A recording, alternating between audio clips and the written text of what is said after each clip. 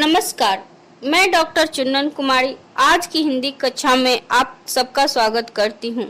आज हम लोग तुलसीदास का जीवन परिचय पढ़ेंगे। तो आइए देखते हैं तुलसीदास का व्यक्तित्व। तुलसीदास भक्ति काल के राम भक्ति शाखा के प्रतिनिधि कवि माने जाते हैं।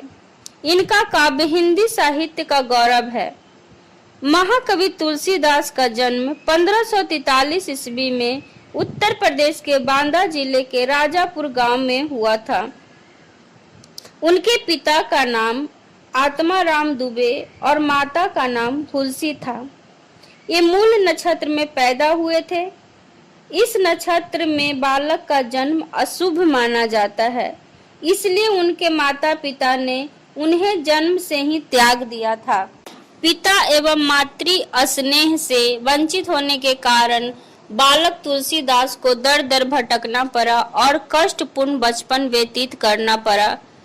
कुछ समय बाद बाबा नरहरि दास ने बालक तुलसीदास का पालन पोषण किया और उन्हें शिक्षा दीक्षा प्रदान की।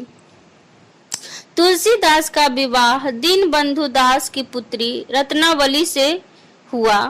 पत्नी के प्रति आसक्ति होने के कारण, यानी कि वे अपने पत्नी से अत्यधिक प्रेम करते थे, जिसके कारण एक बार पत्नी के मायके जाने पर उसके पीछे पीछे अपने ससुराल पहुंच जाते हैं। तब पत्नी उन्हें फटकारते हुए कहती है, लाज न आवत आपको, दौरे आए हूँ साथ, धिक धिक ऐसे प्रेम को कहाँ कहूँ मैं नाथ, अस्थि चर में देह मम, तामे ऐसी प्रीति, ऐसी जो श्री राम में होती न भविति।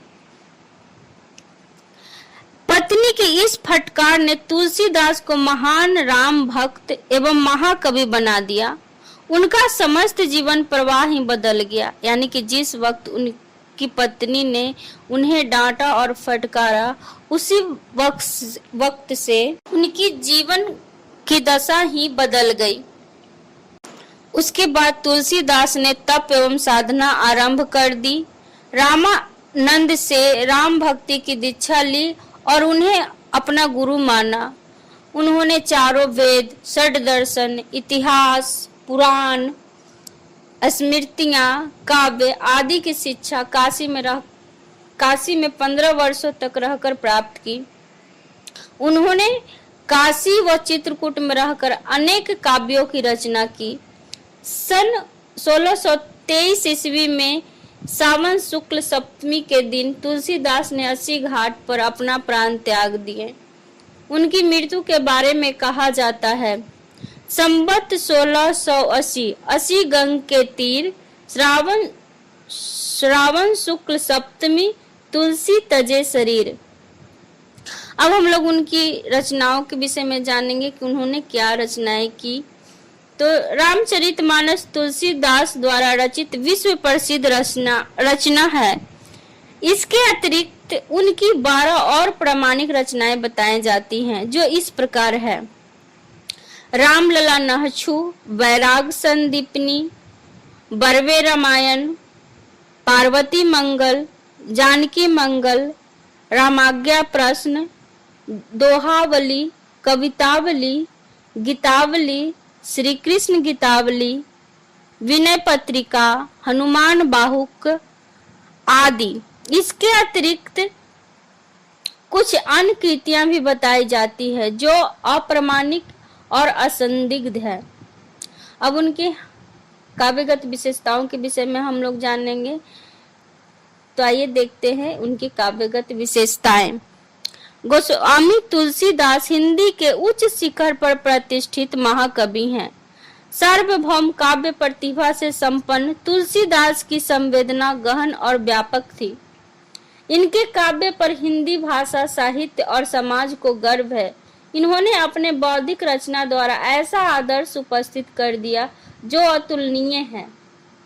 उनके द्वारा रचित महाकाव्य रामचरितमानस हिंदी की श्रेष्ठतम प्रबंधात्मक कृति है, जिसमें संपूर्ण परंपरा, युग जीवन समाज एवं संस्कृति की समन्वित अभिव्यक्ति हुई है।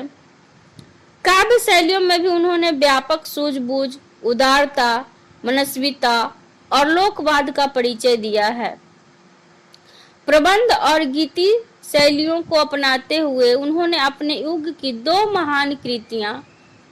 उनकी दो महान कृतियां हैं रामचरितमानस और विनय पत्रिका की रचना की। दोहा, सोरठा, चौपाई, कविता आदि छंदों को रचना का आधार बनाते हुए उन्होंने अपने समय में प्रचलित प्राय सभी शास्त्रीय और लोक छंदों तथा शैलियों को अपनाया है। लोक संस्कृति के चित्रण में उन्होंने सोहर, नेछुआ, विवाह आदि सभी तरह के रीति रिवाजों का चित्रण किया है। उनकी अभिव्यक्ति में राम और उनकी प्रति अनुराग और भक्ति की लोक पावन गंगा प्रवाहित होते दिखाई देती है। एक भक्त, कवि और संत होते हुए भी उन्हें एक महान लोक गायक की प्रतिष्ठा प्राप्त है। डॉक्टर विश्वनाथ त्रिपाठी उनके विषय में लिखते हैं, तुलसीदास का काव्य मध्यकालीन उत्तर भारत का सबसे प्रामाणिक संदर्भ कोश है। उसमें तुलसी द्वारा देखा और समझा हुआ भारत मौजूद है। इसमें उसकी विशेषताएं, अच्छाइयां, बुराइयां, सुख दुख भी है और उसकी आशा आकांक्षा भी मौजूद है। इस कक्षा में हम लोग तुलसीदास का जीवन परिचय पढ़े हैं। अगली कक्षा में हम लोग तुलसीदास के पद का भावार्थ पढ़ेंगे। अगर यह व्याख्यान आपको अच्छी लगी हो तो इसे लाइक, शेयर और सब्सक्राइब जरूर करें। धन्यवाद।